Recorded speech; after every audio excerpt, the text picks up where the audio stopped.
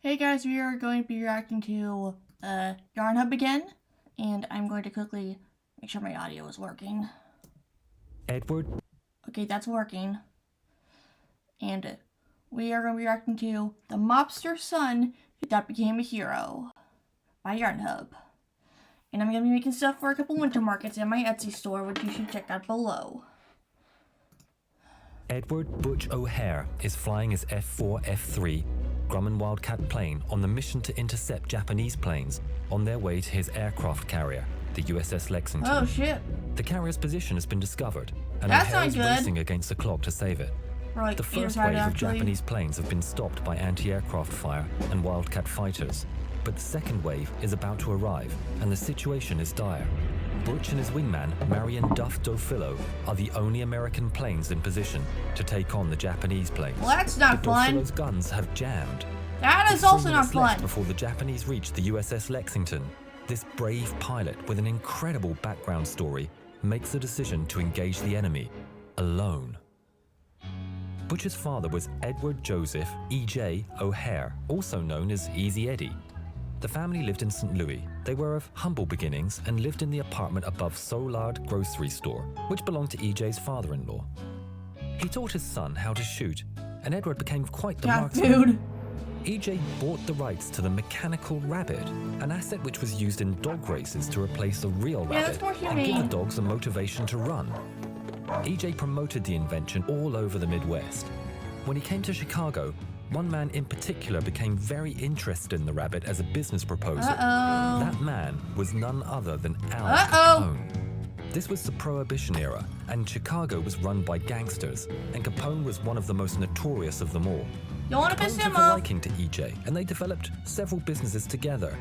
E.J. took a deal with the devil and became Capone's personal lawyer. E.J. became known as Easy Eddie and got Capone out of a lot of difficult legal situations. Eddie provided everything for his children. Nothing was beyond his reach now he was working for the mob, but he was worried that he was setting a bad example for his son. So he sent Butch to the Western Military Academy in Illinois, from where he graduated in 1932, and proceeded on to the United States Naval Academy at Annapolis. E.J. was fascinated with flying, and he inspired Butch to become an aviator. As time went by, E.J. became disillusioned with his life working for the mob. What would become of the name O'Hare? Would it be tainted and overshadowed by the nickname Easy Eddie? What kind of man was he inspiring his son to become? The final straw was Valentine's Day of 1929, when Capone's thugs brutally took out several rival gang members. Although it was unproven, everyone knew that Capone was guilty. E.J. realized that he was possibly the only one who could stop Capone. He grabs him out. Wrestling with his conscience, he decided to testify against his boss, knowing that this action would come at great cost. But he felt he had to do the right thing and set an example for his son to be a better man than he was. With agent Frank Wilson and his group of untouchables, and the records that Edward provided, Al Capone was on track to be convicted of a crime of tax evasion. He pissed. And much to his surprise, Al Capone was found guilty. The film, The Untouchables, was loosely based on these events. The character of E.J. was called Walter Payne. Eddie had done the right thing and had finally given an example of bravery and morality to his son. But he's gonna die. In that knowledge, he expected some form of retribution from Capone's gang and was prepared to take the consequences. In 1939, while driving home in his car, the mob finally caught up with Easy Eddie, and he paid the ultimate price for his actions against Capone. At that same time, Butch O'Hare was flying in what was described as brilliant azure, with little clouds. He landed at sunset and was told of his father's death. He took emergency leave to attend E.J.'s funeral, and then immediately went back into service. In 1941, Butch married Rita Worcester just 6 weeks after meeting her. Initially, he was stationed on the USS Saratoga, but after the events of Pearl Harbor, he was transferred to the USS Lexington. After the Japanese attacked Rabaul, Vice Admiral Wilson Brown gave... Wait, I'm curious, where's Rabaul? Wait, wrong button.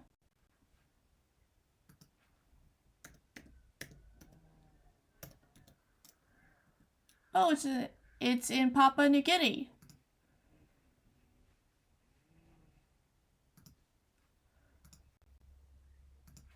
Gave the order to cross the South Pacific and take the attack to the enemy. Shortly after setting sail, they got the message from a US submarine that they had been discovered by a Japanese snooper, and the enemy planes were on their way to sink the Lexington. The Japanese were flying Mitsubishi Hamaki, or cigar bombers. These Yeah, were they look like twin-engine cigars. land-based bombers that had excellent performance due to the aircraft's lightness. The flip side was that they offered almost no protection for the crew. Dudes. The Americans nicknamed them Betty bombers. They attacked in two Why waves of Betty 9 bombers? and 8 planes. The first don't look wave like was taken out Bettys. by fire from the carrier. Butch and his wingman, Marion Duff Dofilo, launched from the carrier just as the second wave approached. It became clear that only the two of them were in a position to stop the attack. No other plane was close enough. They fired test rounds and came to the dreadful realization that Duff's machine guns were jammed. Oh, shit. That left Butch on his own as the only fighter who could stop the Japanese from destroying the USS Lexington. He had enough ammunition for just 34 seconds of fire. Butch didn't hesitate and started the defense of his ship. The Bettys were flying in V formation, very close to each other. They outnumbered Butch by 8-1. Oh, he's Butch fucked. started the attack, and two Japanese planes were immediately incapacitated. Butch knew what he was doing. He was an exceptional marksman and carefully conserved his ammunition. 2 planes were down, but there were 6 more to go. The USS Carrier was still in danger.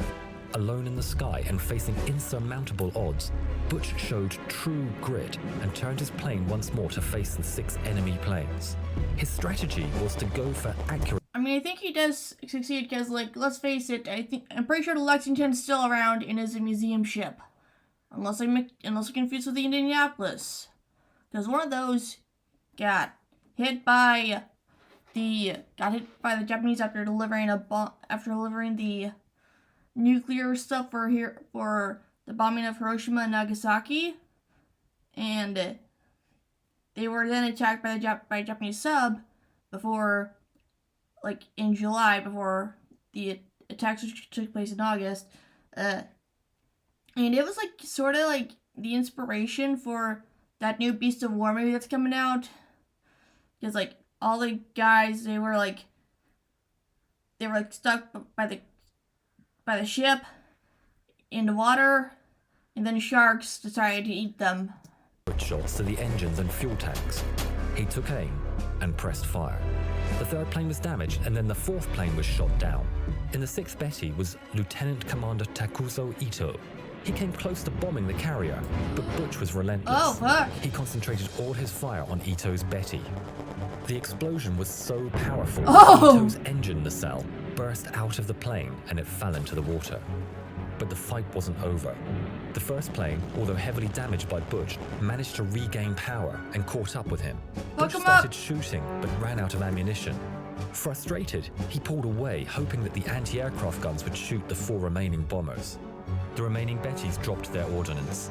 With the Japanese airmen rattled by Butch's defense, every single one missed their target. Oh, and their that's bombs lucky. fell harmlessly into the ocean. Just 2 of the Bettys escaped. 3 were shot down, and the other 2 were lost. With his home carrier saved, Butch returned to the Lexington shortly after 5:45 p.m. For his actions on that day, President Roosevelt promoted Butch to lieutenant commander and awarded him the Medal of Honor. His wife Rita hung the medal around his neck. Aww. The news of O'Hare's heroic action had That's because Franklin D. Roosevelt could not walk. far-reaching effects. Up to that point, much of the news from the front was not good. The country needed a hero, and Butch's actions became national news. He set an example and an inspiration to all the US forces. He's gotta be In proud of them. 1943, on a mission to intercept 20 enemy Oh planes, shit, is he gonna die? Butch never returned. He dies. If the name O'Hare sounds familiar, in 1949, Orchard Depot Airport in Chicago was renamed the O'Hare International Airport in his honor. Yeah, It that's is now the nice. 2nd largest airport in the US. A replica of the plane he flew is still on display in Terminal 2. The name O'Hare is forever linked with heroism.